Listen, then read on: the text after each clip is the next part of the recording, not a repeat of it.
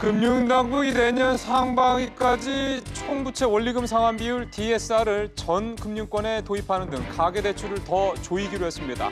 각종 규제에도 불구하고 가계부채 규모가 좀채 줄고 있지 않기 때문입니다. 지난주 한진칼의 2대 주주로 올라선 기업 지배구조 펀드 KCGI가 경영권 장악 의도가 없다고 밝혔습니다. KCGI는 한진칼이 내부적인 문제 때문에 저평가돼 있다면서 주요 주주로서 감시와 견제 역할을 수행하겠다고 설명했습니다. LG그룹 내 소모품 구매 대행 사업을 맡고 있는 서브원이 사모펀드에 매각됩니다. 서브원은 LG 오너 일가가 30% 넘는 지분을 보유하고 있는 매출 1조 규모의 알짜배기 회사인데 매각하려는 이유는 무엇이고 향후 LG그룹에 미칠 영향이 어떨지 짚어보겠습니다. 2조 원 이상의 지분을 보유하고 있는 삼성바이오로직스의 개인 투자자들이 회사 측을 상대로 손해배상 소송을 추진하고 있습니다. 승소 가능성 여부 따져보겠습니다.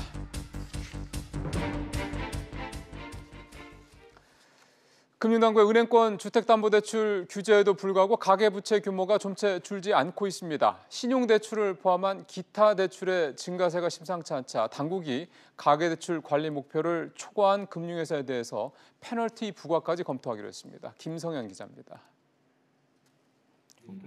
직장인 김 씨는 지난 2014년 전세자금 명목으로 은행에서 신용대출을 받았습니다.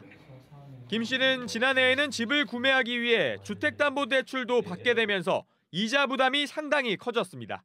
직장인이다 보니까 고정지출이 있는 거잖아요. 그 이자가 또 작은 금액도 아니고 월급에서 좀 많은 부분을 차지하다 보니까 매달 나간 이자가 좀 부담스럽긴 사실입니다. 지난달 가계빚은 10조 4천억 원 증가하면서 1년 11개월 만에 최대로 증가했습니다. 은행권 대출이 7조 7천억 원으로 크게 늘었는데 특히 신용대출이 2조 9천억 원 증가하면서 지난 2008년 이후 최대 증가폭을 기록했습니다. 이런 가운데 가계부채가 올 3분기에 1,500조 원을 돌파할 것으로 전망되고 있습니다. 주담대 이런 것들이 대출 억제로 들어가니까 대출해야 되는 사람들은 규제가 안 되는 쪽, 소위 풍선 효과로 기타 대출 쪽으로 이렇게 많이 쏠리는 거죠. 금융당국은 가계부채 관리 점검 회의를 열고 내년 상반기까지 총부채 원리금 상환 비율 DSR을 전 금융권 관리 지표로 활용하기로 했습니다. 또 은행별 예대율 규제 이행 계획을 제출받아 이행 상황을 점검하고 연간 가계대출 관리 목표를 초과한 금융회사에 대해선 내년 목표 설정 시 페널티를 주기로 했습니다. SBS CNBC 김상현입니다. 지난주에 국내 한 토종 사모펀드가 한진그룹의 지주회사의 2대 주주로 올라서면서 이른바 적대적인 M&A가 되는 게 아니냐라는 가능성이 부각이 됐었는데요. 이 사모펀드가 오늘 경영권을 장악할 의도가 없다, 견제와 감시 차원이다라는 입장을 내놨습니다. 강혜지 기자입니다. 국내 첫 행동주의 펀드로 꼽히는 KCGI가 최근 한진칼 지분을 취득한 배경에 대해 처음으로 입장을 밝혔습니다. KCGI는 한진칼의 계열사들이 투자 지연 그리고 가동되지 않은 자산을 보유하는 등의 이유로 저평가되어 있다며 지배구조를 개선해 기업 가치를 높일 기회가 많다고 본다고 밝혔습니다. 또 오너 일가의 경영권을 장악하려 한다는 추측에 대해서는 사실과 다르다며 주요 주주로서 감시와 견제 역할을 활발하게 수행하겠다고 했습니다. 현재 조양호 회장을 비롯한 한진 일가의 지분은 약 29%, KCGI가 투자 목적 회사를 통해 취득한 지분은 9%에 불과합니다. KCGI가 우호 지분 확보 등을 통한 경영권 장악에 선을 그은 만큼 금융투자업계에서는 펀드가 내년 주주총회에서 지배구조 개선 계획을 밝힐 것으로 관측하고 있습니다. 본인들의 목소리를 전달할 수 있는 이사진을 선임을 할 걸로 일단 좀 보여지고요. 경영에 대한 이제 참여, 견제, 감시 그리고 주주가치 제고를 위한 방안들을 회사 측에 이제 제안을 할 걸로 또 보여집니다. KCGI가 입장을 발표한 뒤 한진그룹 관련 종목들은 대부분 하락하며 마감했습니다. SBS CNBC 강혜지입니다. LG그룹이 일감 몰아주기 논란이 일고 있는 계열사 서브원을 홍콩 사모펀드에 팝니다. 구광모 회장의 사업 재편에 속도가 붙을 것이다라는 전망이 나옵니다. 신윤철 기자입니다. LG그룹은 서브원의 소모성 자재 구매, 사업 부문 매각 우선 협상 대상자로 홍콩계 사모펀드 어피너티를 선정했습니다. 지난달 물류 계열사 판토스 매각에 이어 한 달 만에 또다시 계열사 지분 정리에 나선 겁니다. 두 회사의 지분 매각 규모는 모두 6천억 원 이상으로 추산됩니다. 재계는 일감 몰아주기 논란을 피하고 구회장 중심의 지배구조를 완성하기 위한 자금도 확보할 수 있는 전략으로 해석하고 있습니다. 구회장은 7천억 원이라는 역대 재벌가 최고액 상속세를 마련해야 합니다. LG그룹도 미래 먹거리 확보를 위해 대규모 투자금이 필요합니다. LG그룹은 그룹 미래 먹거리로 최근 자동차 전장 부품에 대한 투자를 지속적으로 확대하고 있습니다. 최근 발표한 3분기 보고서에 따르면 LG는 오스트리아 차량용 조명업체 ZKW 인수 뒤 올해 전장 부품 생산 능력이 30% 이상 증가할 것으로 예상됩니다. 또 그룹의 대표 산업인 디스플레이를 LCD에서 OLED로 전환하는 작업에 속도를 높이고 있습니다. LG의 사업 재편의 속도와 방향은 올 연말 인사에서 좀 더 확실하게 드러날 것으로 보입니다. SBS CNBC 신윤철입니다. 자동차 등록 대수가 계속 늘면서 내년에는 새로운 자동차 번호판이 도입됩니다.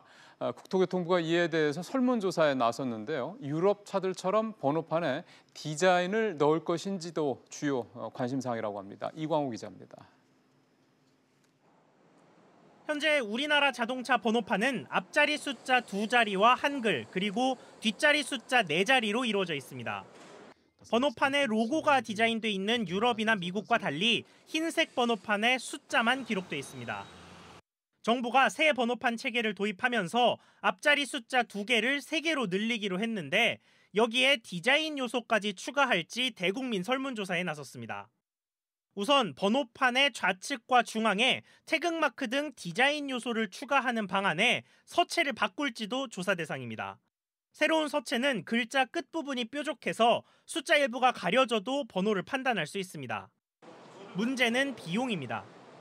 반사 필름을 도입 시 제작 단가가 일부 상승할 것으로 예상이 됩니다. 평균적으로 한 10,000원 내외 예상이 되고요. 원하는 사람만 디자인 번호판을 사서 부착할 수 있도록. 정부는 앞서 지난 7월 현행 번호판 체계로라면 내년 말쯤에는 등록번호가 소진된다며 번호판 체계 개선을 결정한 바 있습니다. 정부는 이번 설문조사 결과와 여론조사 등을 바탕으로 올해 안에 번호판 디자인을 최종 결정할 계획입니다. 새로운 번호판은 내년 9월 신규 등록하는 차량부터 적용됩니다. SBS CNBC 이광호입니다. 기간제 근로자와 파견 근로자의 차별을 제한하는 비정규직 보호법 시행 이후에 전체 고용 규모는 오히려 줄었다라는 국책연구기관의 보고서가 나왔습니다. 한국개발연구원 KDI는 비정규직법이 도입된 지난 2007년 이후에 기업 사례를 조사해본 결과 정규직 비중은 늘었지만 전체 고용 규모는 3.2% 정도 줄었다고 밝혔습니다.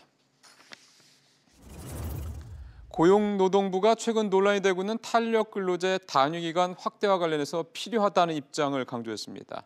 고용부는 사회적 대화기구인 경제사회노동위원회에서 노사정 협의를 통해 결정돼야 한다면서도 가능하다면 연내 논의는 끝내야 된다고 밝혔습니다.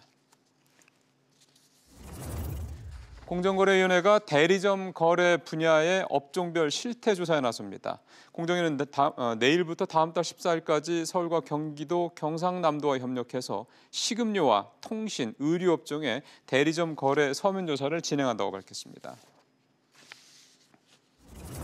홍종학 중소기업벤처부 장관이 소득주도 성장과 일자리 창출, 혁신경제 등을 통해 서민경제를 지원한 것 외에는 다른 대안이 없다고 강조했습니다. 홍 장관은 오늘 취임 1주년 기자회견에서 내년에 중소기업 관련 예산이 10조 원을 올해보다 15% 늘었다면서 소상공인과 중소기업을 지원하는 것이 소득주도 성장의 핵심이라고 거듭 강조했습니다. 코오롱 생명과학이 골관절염 세포 유전자 치료제 인보사의 일본 시장 진출을 위한 기술 수출 계약을 체결했습니다. 코오롱은 다국적 제약사인 먼디파마와 일본 내 연구개발, 특허 및 상업화 독점권을 내놓는 6,677억 원 규모의 계약을 맺었다고 밝혔습니다.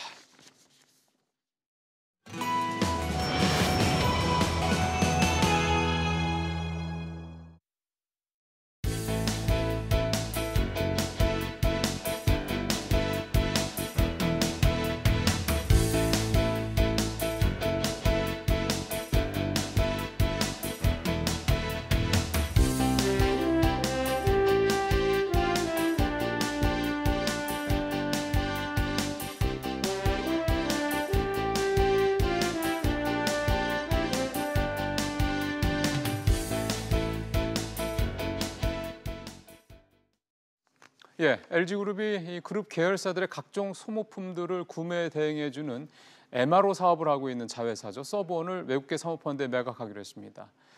서브원은 LG오너 일가가 30%가 넘는 지분을 갖고 있는 그룹의 100% 자회사인데요. 지분 100%를 갖고 있는 자회사인데 매출도 지난해 1조 원을 넘어서 그야말로 알짜 회사입니다. 매각 이유, 이게 향후 그룹에 어떤 영향을 미칠지 좀 살펴보도록 하겠습니다. 서울대학교 박상인 교수 전화로 연결했습니다. 교수님 안녕하십니까? 네, 안녕하세요. MRO라고 하는 이 아까 구매 대행이라고 말씀 잠깐 드렸는데 이 MRO 사업이라는 걸 잠깐 좀 설명을 좀 해주시죠. 예, 그 영어로 메인터넌스 리페어 오퍼레이션이라는 거죠. 그러니까 소모성 자재, 우리 뭐 예를 들어서 오피스에서 쓰는 용품들을 비롯해서요, 그런 소모성 자재들 구입하는 사업을 말을 하는 겁니다. 네.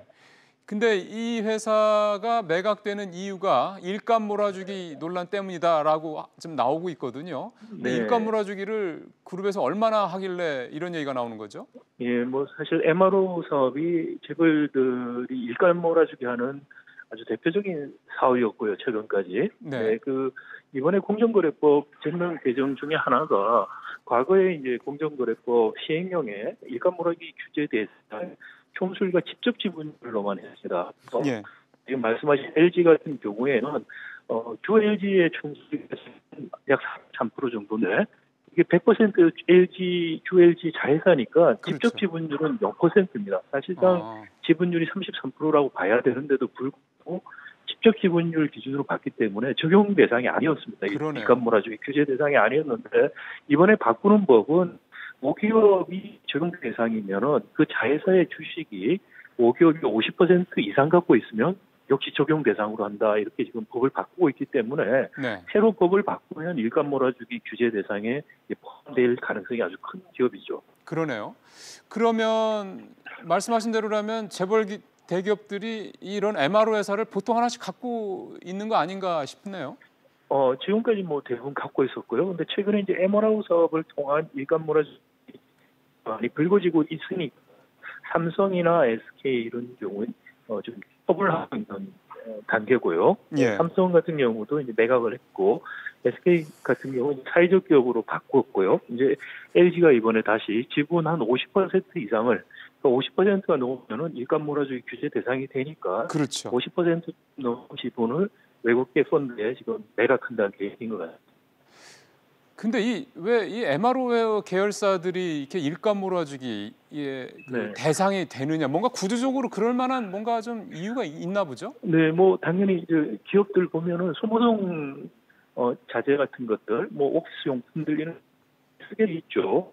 그러니까 사실 자기들 쓰는 거를 자기 자회사를 통해서 하겠다라는 게 기본 아이디어고, 그러니까 독점적인 지위로 공급을 받을 수 있으니 총수 일가가 거기 지분을 많이 가져서 거기서 이익을 챙기겠다 이런 게 기본적인 아이디어였죠. 그리고 예를 들어서 포스코 같은 경우는 재벌이 아닙니다만은 예. 퇴직자들이 기업을 만들어서 MRO 사업을 해서 퇴직자들에게 또 일감을 몰아주는 행태가 지금까지 있었고요. 그래서 MRO 사업이 사업 특성상 필요한 물품, 부수적인 물품이지만 필요한 물품을 공급한다는 측면하고 또 하나는 규모가 안 커도 되는 거죠. 작은 자본을 가지고서 할 수 있는 사업이기 때문에 작은 돈을 들여서 많은 지분을 확보해서 그리고 매출을 많이 올려서 충분히 일감 몰아주기를 통한 사익 편취를 할 수 있는 그런 조건이 마련되어 있는 사업이라고 볼 수가 있겠습니다. 근데 일각에서는 이게 오너 일가들의 뭐 자산 축적 또는 오너 일가들의 지배 구조 뭐 어떤 그 경영권 뭐 이렇게 좀 확대 이런데 뭐 활용된다, 악용된다 이런 지적들도 계속 나오지 않았습니까? 그렇죠. 그러니까 일감 몰아주기를 통해서 사실 그 계열사들을 이렇게 키울 때 크게 두 가지 용도로 보통 사용합니다. 하나는 세습을 하는 데 있어서 이 계열사가 핵심 역할을 하게 하는 거죠. SK C&C라든지 삼성 에버랜드라든지 뭐 이런 게 대표적인 경우고, 글로비스요, 현대자동차, 글로비스 이런 계열적인 세습용 일감 몰아주기고요. MRO 사업들은 사실은 세습의 직접적인 핵심 역할을 하는 계열사라기보다 일종의 캐시카우 역할을 하는 것이죠. 예. 이번에도 제가 보기에는 일감 몰아주기 규제를 회피하려고 하는 측면과 동시에 구광무회장 증여세 내는데 일종의 캐시로 바꾸는 기분을, 그래서 증여세 내는데 마련하는 사용한 그런 역할. 근데 MRO 사업은 대부분 제가 보기에 캐시카우 역할을 많이 하고 있다고 보입니다. 그러니까 뭐 주요 어떤 뭐 그룹의 어떤 뭐 성장 동력 이렇게라기보다는 돈 벌기가 좀 쉽다. 그래서 그게 그렇죠. 거기서 어떤, 쉽게 돈을 자기들이 빼서 쓸 수 있는 일종의 든든한 저축하는 것 같이 생각하는 그 사익 편지를 그렇게 생각하는 것이죠. 예. 어쨌든 이제 그런 것들이 지금 이제 막히기 때문에 이제 이번에 LG도 이 서번이라는 이 알짜 계열사를 이제 팔겠다 이런 얘기가 되는 건데, 근데 이제 일각에서 이런 아쉬움도 있습니다. 무슨 소리냐면 기왕이면 국내 업체가 이 서번이라는 알짜 회사를 인수하면 참 좋을 텐데 이게 외국계로 넘어가는 거에 대해서 좀 아쉽다라는 지적도 있거든요. 이렇게 될 수밖에 없는 구조라면서요. 뭐 일단은 이게 100% 지분 매각하는 것 같지는 않고요. 50% 조금 더 넘게 지분을 매각하고 지분 매각을 하는 구체적인 계약은 알 수가 없으나 이게 계약에서 아마 총수일가 지분이 높아지기 때문에 LG 계열사들하고 일감 몰아주기를 할 가능성이 크다고 보이고요. 그래서 일감 몰아주기 규제 사실상 지분을 매각하는 것이지 사업 자체를 지금 접는다고 보기 어렵다라는 생각이고요. 네, 그리고 이게 이제 규모가 어느 정도 크다 보니까 국내 이제 중소기업이 직접 하나가 인수하기는 어려운데 그럼에도 불구하고 사실 몇 개가 합쳐서 할 수가 있죠. 인수를 하려고 하면 굳이. 그런데 그런 식으로 매각을 처음부터 계획은 아닌 것 같습니다.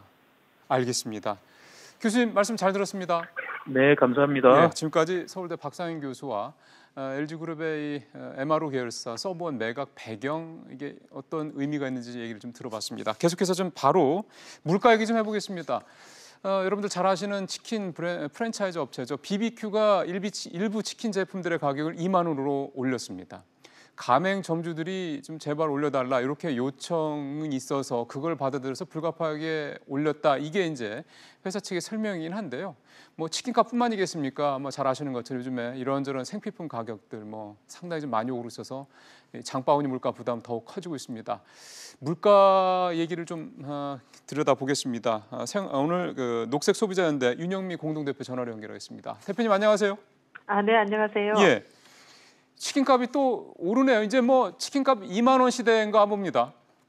네, 뭐 배달비를 또 받는 곳까지 치면은 2만 원 이상으로 인상됐다고 봐야죠. 그렇죠. 이게 전체적으로 이제는 치킨 한 마리 사 먹는데 우리가 쉽게 치킨 한 마리 뭐 주문 이렇게 하기가 이제 쉽지 않아지는 게 아닌가 싶기도 하고요.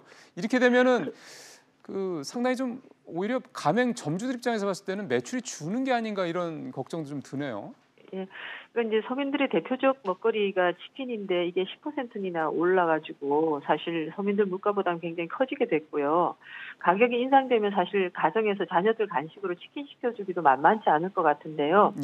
우선 이제 교촌 치킨이나 BHC 내내 치킨 같은 경쟁 업체들이 잇따라서 치킨 가격을 올릴지 그 여부가 관건인데요. 그렇죠. 이 업체들이 가격을 당분간 올리지 않는다면 아무래도 2,000원 싼 업체의 치킨을 사 드시는 소비자가 늘지 않을까 예상이 됩니다. 그렇죠. 그런데 이제 가맹점주들도 이 점을 생각했을 텐데요. 매출이 줄어들더라도 이 가격 인상으로 인해서 수익 면에서는 장기적으로 이익이 될 것으로 판단하지 않았을까 싶습니다. 근데 보통 이제 이런 거 가격 오르면은 오른 이유가 뭐 식자재 물가들, 뭐 원자재 물가, 뭐 임금 뭐 부담 이런 것들이 이제 뭐 동반 다 올라와서 이제 올린다 얘기를 보통 하는데 그 일단 치킨집은 가장 큰 식재료가 이제 치킨인데 치킨 가격은 그 치킨 생닭이죠. 생닭 가격은 뭐 그렇게 올랐다는 소리는 못 들었거든요. 근데 이제 그 요즘은 이게 치킨이 배달로 시켜 먹는 가정이 늘어나면서 배달비가 2,000원이고 또 보니까 배달 앱에 지급하는 수수료가 또 부담이 만만치 않더라고요. 이게 원가에서 차지하는 비중이 좀 제법 되는 것 같습니다. 그리고 이제 뭐 최저임금도 좀 인상된 요인이 있는 것 같고요. 네. 뭐 인상 요인이 있으니까 점주들이 뭐 올려달라고 회사에다가 요청을 했겠죠. 뭐 그밖에 뭐 어떤 이유가 또 있는지는 뭐 저희가 사실 정확하게 알기는 쉽지 않습니다만 어쨌든 말씀하신 대로 서민들의 참 이게 쉽게 시켜 먹을 수 있는 그런 배달 음식이었는데 이제 점점 멀어지는 것 같다는 생각이 드는데 이게 비단 뭐 치킨값뿐만이 아니라 지난달에 서울에서 판매되는 생활필수품 4개 중에 3개가 가격이 올랐다 이런 조사도 나왔는데 뭐가 그렇게 많이 오른 겁니까? 네, 한국소비자단체협의회가 매달 물가 조사를 하는데요. 서울 시내 생필품 39개 품목의 가격을 조사를 해서 발표를 했는데 조사 대상 39개 품목 가운데 29개가 전달보다 가격이 올라서 4개 가운데 3개꼴로 이제 상승한 것으로 조사가 됐는데요. 그중에서 세탁 세제하고 식용유가 한 달 사이에 5 내지 6%나 뛰었습니다. 예, 이게 참 다 뭐 세탁 세제도 그렇고 빨래 안 할 수는 없는 일이고 뭐 그렇죠. 계란 프라이라도 부쳐 먹으려면 식용유가 있어야 되니 이거 참 다 필수품들인데 이런 가공품들이 오르는 이유는 어떻게 봐야 될까요? 제가 사실은 이제 이 인터뷰에 좀 답변을 준비하기 위해서 해당 세탁 세제를 만드는 회사랑에서 전화를 좀 했습니다. 네. 했는데 뭐 그분들은 이제 딴 얘기를 하는 거죠. 뭐 가격 조사 이거가 뭐 변동성이 있다. 딱히 이게 딱 올랐다고 볼 수 없다 이런 얘기를 하는데, 근데 이제 이분들은 근데 가격을 인상할 때마다 뭐 인건비 인상 그리고 원자재 가격 상승 이런 이유들을 통상적으로 내세우고 있는데요. 그렇죠. 원가 구조를 우리가 정확히 들여다볼 수 없는 입장에서는 업체들이 주장이 맞는지를 사실 확인하기가 좀 어려운 실정입니다. 그렇죠. 그래서 사실은 아마 이 질문이 이제 결국 대표님한테 좀 들어올 수 있는 좀 질문일 것 같은데. 사실 배추 같은 신성식품은 정부가 비축도 좀 하고 그래서 그 물량 풀고 해서는 어느 정도 가격 조절을 좀 하지 않습니까? 근데 좀 앞서 대표님 말씀하셨던 이런 어떤 가공식품들 뭐 이런 부분들은 정부가 사실 가격에 개입을 할 수도 없어서 이게 참 뭔가 대책이라는 게 있을까 싶은 생각이 좀 드네요. 그렇죠. 민주주의 정부에서 정부가 민간 기업의 상품 가격을 통제할 수는 없는데요. 네. 그 주요 생필품 가운데서 특별히 국제 원자재 가격이 오르지 않았는데도 뭐 가격이 급상승한 품목의 경우에 정부가 원가 구조를 분석해 볼 필요가 있다고 생각합니다. 그래서 그다지 인상 요인이 없었는데도 뭐 가격이 많이 인상됐다면 그런 정보가 뭐 공개가 되면 소비자들이 그 기업의 상품 불매 운동을 하는 등의 방법으로 실력 행사를 할 수 있다고 생각합니다. 기업들은 되게 싫어할 것 같은데요. 아니면 그렇지만 소비자도 합리적으로 납득할 수 있는 어떤 인상 요인이 없었을 때는 또 소비자가 할 수 있는 운동은 또 그런 것들이니까요. 그렇죠. 알겠습니다. 대표님 말씀 잘 들었습니다. 고맙습니다. 네, 감사합니다. 지금까지 녹색소비자연대 윤영미 공동대표였습니다.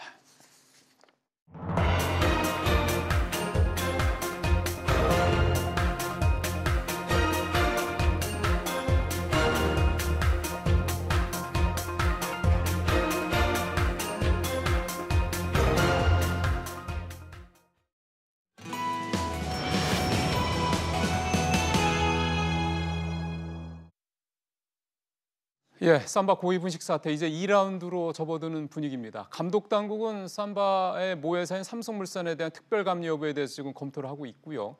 삼바는 증선이 결정을 받을 수 없다면서 행정소송을 하겠다 이미 이제 공식적으로 밝힌 상태입니다. 2조 원 이상의 주식을 갖고 있는 우리 개인 투자자들도 거래 정지에 따른 손해를 물어내라면서 손해배상 소송을 추진하고 있습니다. 오늘은 저희가 이 개인 투자자들의 소송 어떤 포인트를 가지고 할 것인지 또 그런 포인트들에 대한 과연 승소 여부가 어떨지 이런 부분들을 짚어보도록 하겠습니다. 법무법인 천일 노영희 변호사 오늘 또 모셨습니다. 변호사님 어서 오십시오. 네, 안녕하십니까. 이게 보통 증권 거래와 관련된 이런 소송을 할 때요, 집단 소송이든 개인 소송이든 간에 이게 소송이 되려면은 기본적인 어떤 그 기준이 좀 뭐랄까 좀 그런 것들이 좀 있어야죠. 그래서 이제 기본적으로 만약에 집단 소송이라고 하면 집단 소송 신청 허가를 받아야 되고요. 네, 그리고 실질적으로 그러한 그 기업의 잘못으로 인한 손해가 있었는지 확인을 하는 게 두 번째로 필요하고요. 또 그렇게 손해가 있었다라고 하더라도 손해액은 정말로 얼마이냐, 이 액수를 또 정하는 문제가 있습니다. 이 세 가지가 다 맞아야 되는데요. 이번 건은 지금은 집단 소송도 얼마든지 가능한 건 거죠? 그러니까 집단 소송은 2005년도부터 우리가 지금 실시를 하고 있는데 지금까지는 한 11개 회사에서 하고 있고요. 11개 회사에 대해서. 그런데 이제 문제는 집단 소송 신청 허가를 받기까지도 한 5년 정도 걸리는 경우가 있어요.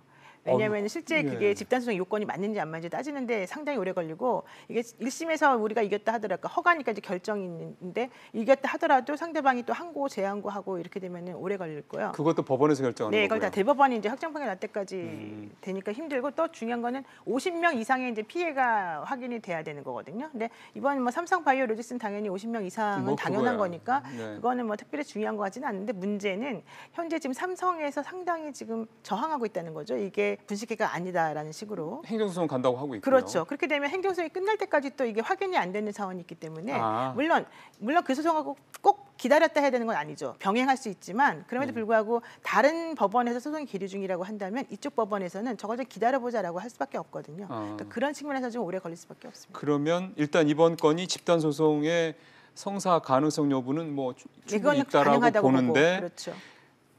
이것도 역시 대법원에서 3심까지 거쳐서 결론이 나야 되는데 시간이 얼마 걸릴지 현재로서는 알 수 없다는 그래서 거고. 그게 바로 문제가 되는데 예컨대 이제 A라고 하는 법무법인에서는 집단소송 하겠다고 300명 정도를 지금 모았습니다만은 B라고 하는 법무법인이 또 있어요. 그 법인은 이런 증권회사와 관련된 소송을 많이 하는 회사인데 안 하기로 한 거예요. 그 회사는 일부러. 왜요?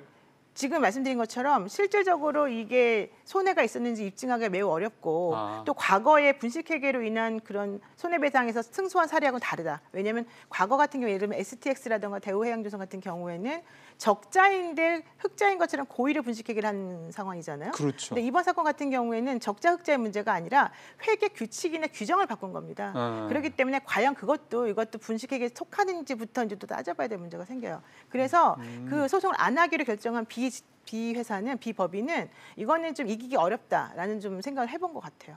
근데 지금 말씀하신 A 법인은 뭐 기사로도 뭐 이미 나온 회사긴 한데 그 로펌 같은 경우는 승소 가능성이 높다라 또 얘기를 했기 때문에 그 얘기를 좀 이따 다시 여쭤보기로 하는 거고. 그러면 세 가지인데 집단소송 된다고 가능하다고 말씀하셨을 때 그거 빼고 두 가지. 그러니까 기업의 잘못이 확인이 되느냐 여부. 그렇죠. 그다음에 개인의 손해액이 확정이 되느냐 여부.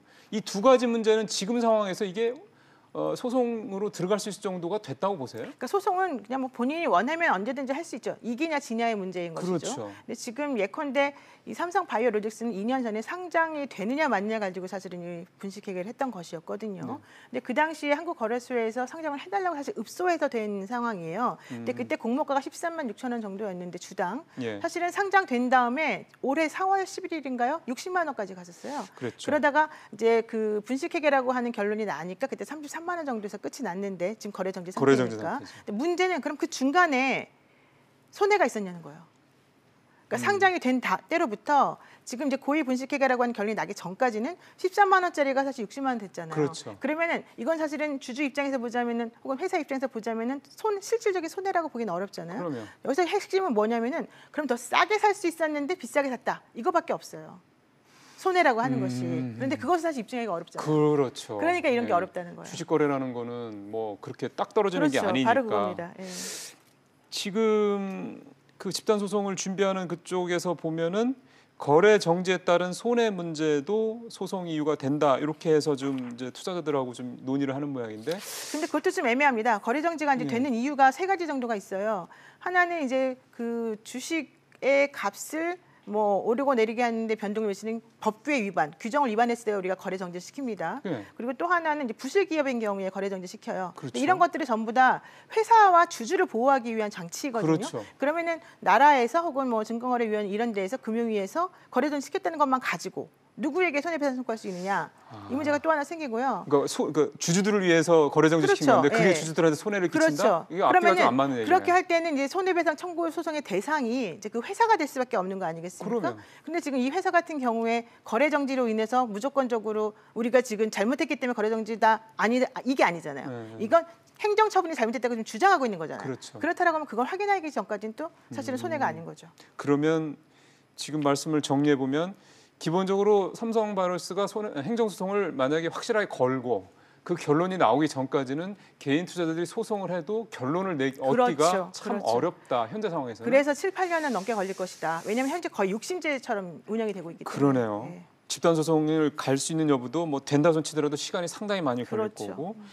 그 회계법인을 상대로 소송을 걸겠다는 분들도 계신 것 같은데 이것도 마찬가지 맥락으로 봐야 되나요? 그래서 지금 현재 이제 회계법인이 삼정 KPMG 안진하고 두 군데가 있지 않습니까? 근데 삼정 같은 경우에는 과징금이 얼마인 줄 아세요? 1억 7천만 원 정도밖에 안 돼요. 엄청나게 낮지 않습니까? 예. 그리고 안전 같은 경우는 과징금도 없어요.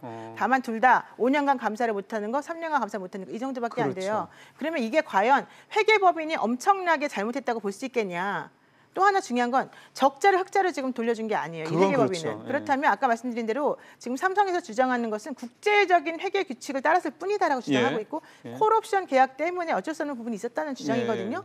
그러면 그것들을 따져보게 되면 사실은 또 만만치 않은 부분이 있기 때문에 이런 회계법인, 물론 회계법인은 무조건 잘못했다, 뭐 짬짬이가 돼서 문제가 있다 그러면은 문제가 되겠지만 그게 아닌 상황에서는 사실 어렵죠.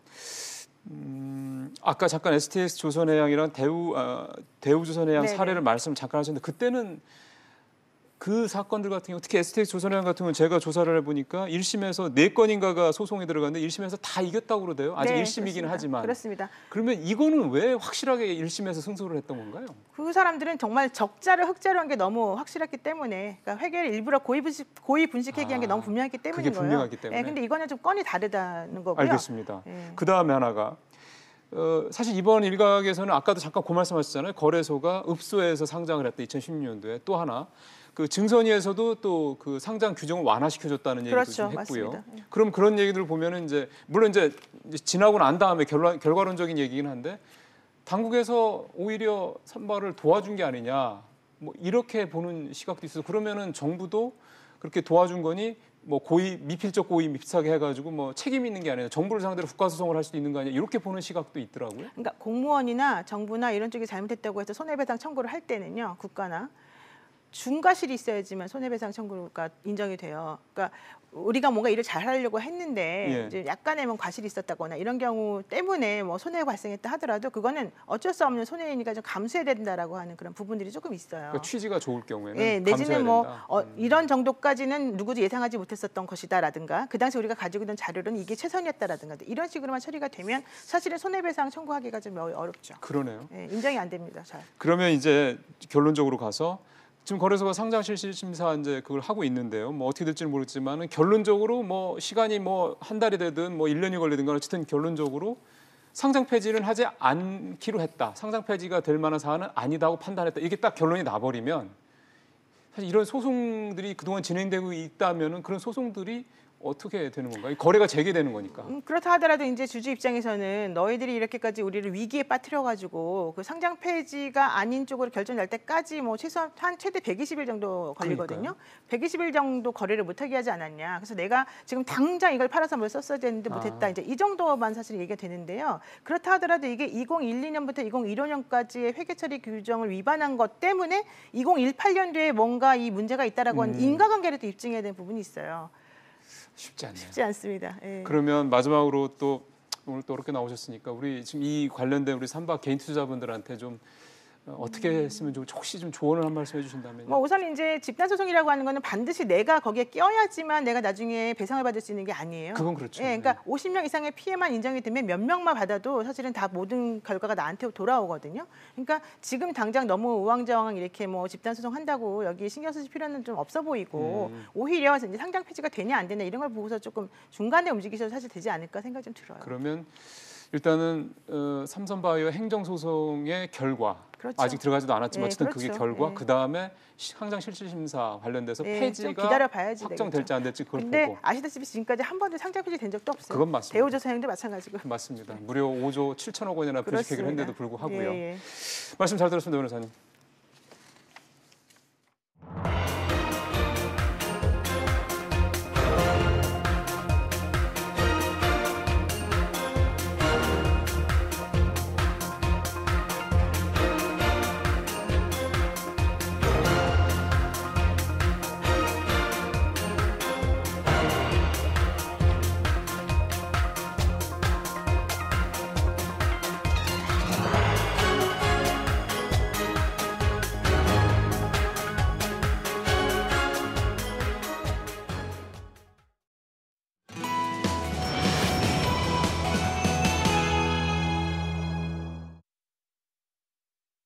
네, 미중 두 나라 간의 무역 갈등이 다자간 정상회담까지 파행으로 몰고 갔습니다. 아시아태평양 경제협력체 APEC 정상회담에 참석한 펜스 미 부통령과 시진핑 중국 국가주석이 충돌하면서 잔칫날이 됐어야 될 이번 회의가 아주 파장이 돼버린 그런 상황인데요. 어떻게 된 일일까요? 두 나라 간의 무역 갈등 또 앞으로 어떻게 전개할까요? 그리고 혹시 이런 상황들이 우리한테 뭔가 불똥이 띄는 건 없을까요? 이런 내용들 좀 하나하나 짚어보겠습니다. 한국외대 강준영 교수 모셨습니다. 교수님 어서 오십시오. 안녕하세요. APEC 정상회의가 올해까지 29년째 했는데 마지막 날 이 공동성명 채택 못한 이번이 처음이라고요? 네, 그렇습니다. 보통 이제 이런 지역경제협력체니까 큰 틀의 어젠다를 정하고 거기에 관해서 일반적으로 합의하는 게 일종의 이제 관례처럼 되어 왔었는데요. 이번에는 이제 미국과 중국이 무역 문제에 대해서 첨예하게 충돌을 하다 보니까 서로 동의를 하지 못하면 만장일치가 되지 않으니까 공동 성명을 내놓을 수가 없는 거죠.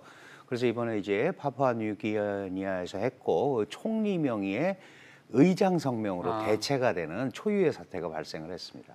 파푸아뉴기니아 입장에서 봤을 때는 좀 서운하겠습니다. 기껏 정상들 그렇죠. 모아놓고 네. 잔치 좀 해보려고 그랬는데 근데 그냥 궁금해서 여쭤보는 게 하나가 공동성명을 채택하고 안 하고의 차이가 뭐 특별히 있습니까? 그 아시아 태평양 경제 협의체라는 거는 잘 아시다시피 상당히 큰 규모의 주요 국가들이 거의 다 있단 말이죠. 우리도 몇 년 전에 저 코엑스에서 한번 해가지고 굉장히 네네. 컸었죠. 그런 데서 이렇게 그 다자간 협력을 통해서 향후의 국제 무역 질서의 어떤 흐름을 잡아간다라는 차원에서 적어도 아태 지역에 네. 있는 국가들이 공통된 의견을 가졌다. 그러니까 이게 향후에 국제무역이라든지 국제경제질서의 어떤 큰 틀이 된다라는 일종의 선언 겸 방침을 제시하는 거거든요. 그런 구속력도 있습니까? 구속력 자체는 없습니다. 없지만 이렇게 분위기를 이렇게 끌고 가는구나 이런 상황에서 이게 이제 삐걱거리다 보니까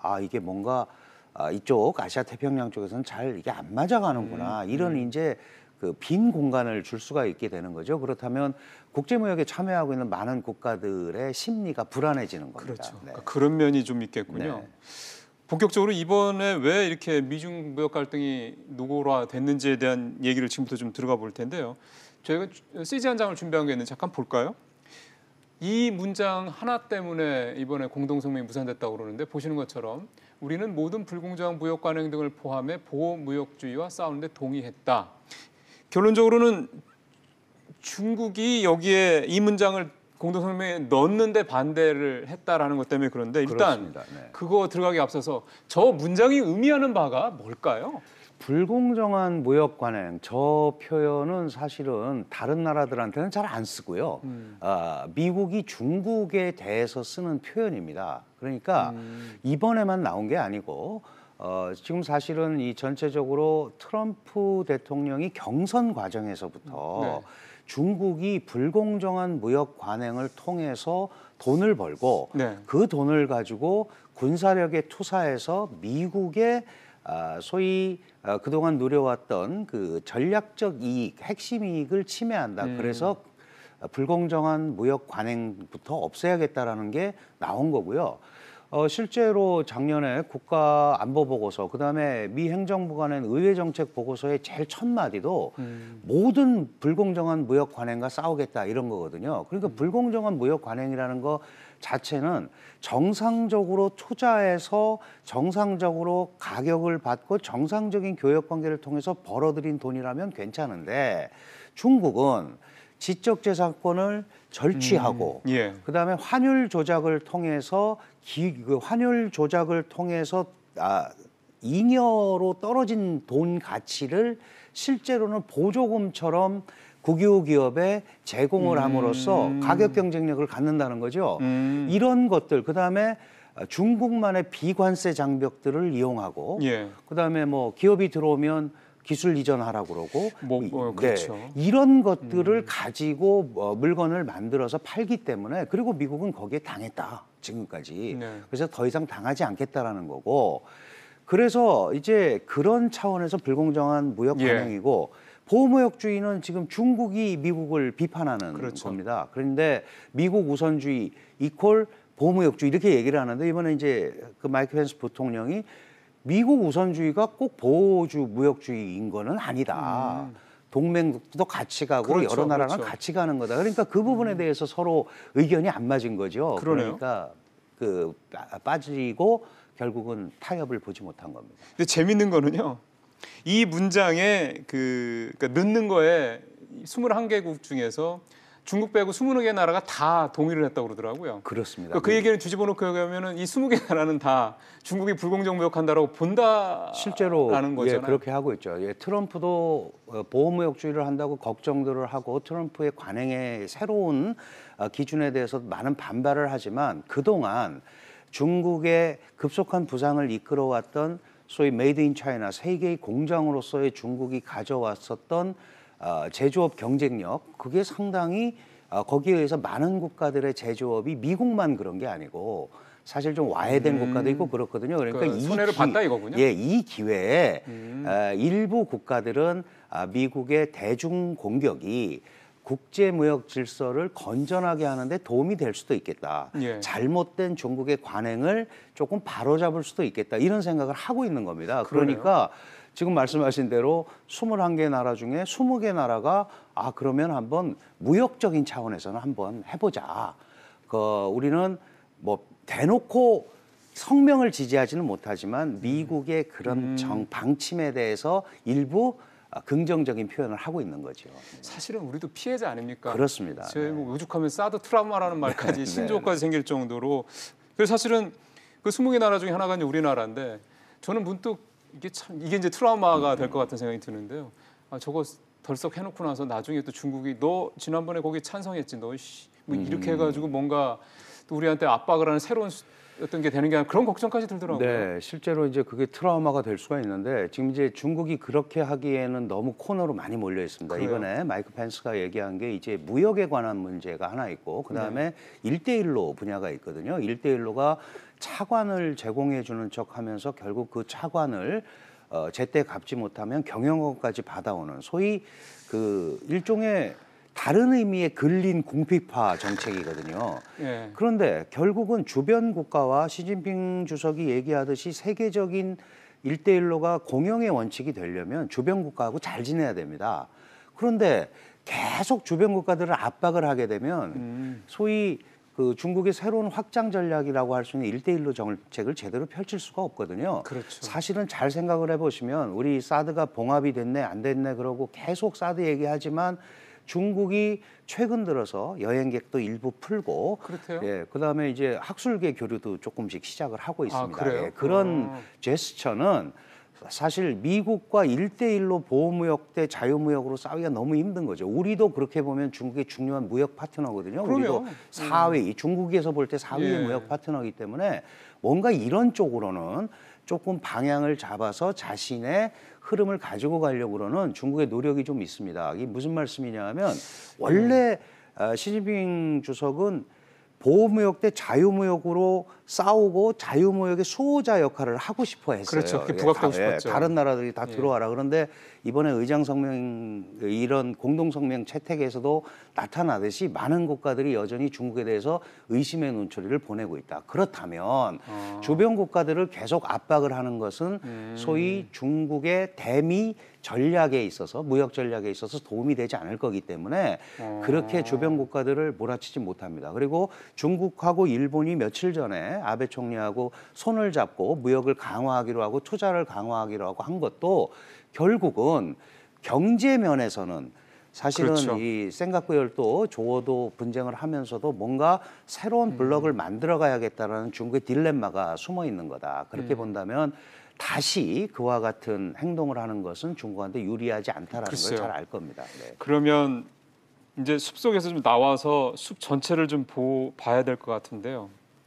그러면 지금 분명히 교수님 말씀은 중국이 그동안에 보여왔던 어떤 그런 태도나 입장의 변화의 조짐이 이번 아이펙 그 정상회담에서 보인다라는 게 교수님 판단이시니까 그러면 지금의 미중 무역 갈등에 이런 것들이 뭔가 복합적으로 해서 작용을 해서 뭐 완화된다든가 또는 뭐 더 격화된다 예를 들어서 반대로 하면 뭐 이미 변화가 있을까요? 저는 그 기본적으로 이 미중 무역 갈등은 무역을 앞세운 실질적인 그 소위 미국의 입장에서 보면 중국이 도전자의 반열에 오르기 전에 중국을 제어하겠다는 싹을 자르겠다는. 예, 이게 이제 패권 전쟁입니다. 그러다 보니까 사실은 시진핑 중국 입장에서도 무역으로만 끝날 거면 이미 다양한 타협안을 제시했을 거예요. 그럼에도 불구하고 그렇지 않을 거기 때문에 굉장히 뜸을 들이고 있는 겁니다. 그래서 경제적 타협은 물밑 작업으로나 가능할 수 있지만 사실은 이 소위 정치적 어떤 세력, 이 국제 정치 파워 게임은 제로섬 게임에 가깝습니다. 그렇죠. 그러니까 타협이라는 게 쉽지 않기 때문에 일단 버틸 때까지는 버틸 거다. 다만 우리 G20 회의에서는 이 쌍방 간의 무역 갈등이 계속 확대되는 것이 서로한테 유리하지 않기 때문에 경제에 관해서는 서로 약간 물러날 수 있습니다. 다만 그 안에는 장기적으로는 정치, 외교적으로는 상당한 갈등 요소를 앞으로 계속 가지고 갈 수밖에 없다. 이렇게 봐야 될 것 같습니다. 그렇게 말씀을 하시니까 지난번에 왜 그 트럼프 대통령이 시진핑 주석이랑 뭐 트위터로 아니 뭐 얘기하고 뭐 분위기 좋아 우리 곧 합의문 뭐 쓸 것 같아 초안 써 작성해봐 뭐 이런 식으로 얘기했던 거는 왠지 조금 약간 쇼 같다는 느낌이 압박을 드네요. 하는 거죠. 우리가 그런 거를 지금 바라고 있다. 왜냐하면 8가지 제안을 했습니다. 뭐 지적재산권 어떻게 할 건지 국유기업 어떻게 할 건지 그런데 거기에 대해서 중국이 답을 안 했거든요. 그러니까 꼭 이게 북한한테 핵 리스트 가져와 그러면 그다음 거 하겠다라는 거와 똑같은 메시지를 준 거예요. 그런데 중국 입장에서는 이게 거기 무역 관세 문제에서 끝나지 않을 걸 알기 때문에 버티는 데까지 버티고 있는 거다. 그래서 물밑 작업을 통해서 나름대로 조금의 합의라도 온다면 이걸 좀 완화시키고 중국도 이렇게 계속 가면 1차적으로 불리한 건 중국입니다. 왜냐하면 그렇죠. 관세를 5천억 불을 받을 수 있지만 자신들이 매길 수 있는 관세는 1,306억 불 어치밖에 안 돼요. 그러면 장기전으로 가면 이거는 관세에서는 무역에서는 중국이 이길 수가 없습니다. 그래서 다른 방향으로 이거를 끌고 가려면 어떻게 보면 중국 입장에서는 일부 자신들의 타협안을 제시하는 방법밖에 지금은 돌파구가 별로 없다 이렇게 봐야 될 것 같습니다. 사실 지금까지 나타나고 있는 미중 무역 갈등에 따른 후유증도 물론 미국이나 중국이나 다 나타나는 건데 예를 들어서 물가가 오른다든가 기업들의 비용 부담이 오른다든가 그런 건데 사실 미국은 경제가 좀 가장 좋은 나라 아닙니까? 그렇습니다. 반대로 중국은 반대의 나라고. 점점 그게 커지죠. 그러니까요. 이제 중국의 그렇다고 그러면 말씀하신 대로 중국으로서는 이 갈등에 따른 부담이 미국보다는 자기들이 더 크다는 얘기인데 우선 온다는 얘기입니다. 그렇죠. 네네. 그럼 말씀하신 대로 이 관세에 따른 부담도 자기들이 한 3배 이상 크고. 그러니까요. 저는 사실은 중국이 이 싸움에서 이긴다는 게 쉽지는 않겠군요. 그렇습니다. 이긴다기보다도 새로운 관리 모델 시스템을 만들어내는 것이 중국의 목표가 아닌가 이제 그렇게 봐야 될 것 같습니다. 알겠습니다. 교수님 오늘 말씀 잘 들었습니다. 고맙습니다. 감사합니다.